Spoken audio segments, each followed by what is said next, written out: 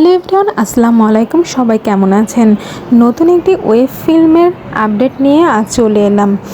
আর এই ওয়েব ফিল্মটা তৈরি করেছেন জাহিদ প্রীতম।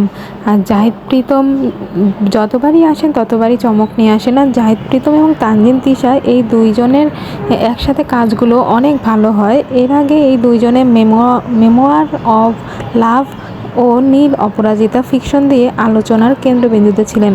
এইবার আর ফিকশন নয়, ডিরেক্টর ওয়েব ফিল্ম নিয়ে ফিরছেন।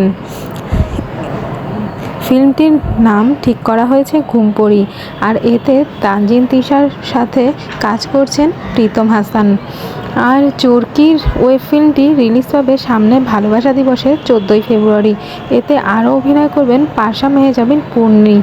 অপেক্ষার প্রহর তাড়াতাড়ি শেষ হোক, সাথে তাদের জন্য শুভকামনা রইল।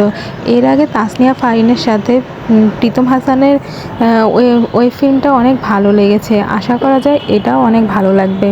দেখার জন্য আর কিছুদিন অপেক্ষা করতে হবে। আর নতুন নতুন ওয়েব ফিল্ম এবং নাটকের আপডেট পেতে চাইলে চ্যানেলটিতে সাবস্ক্রাইব করে পাশে থাকবেন। সবাই ভালো থাকবেন, সুস্থ থাকবেন।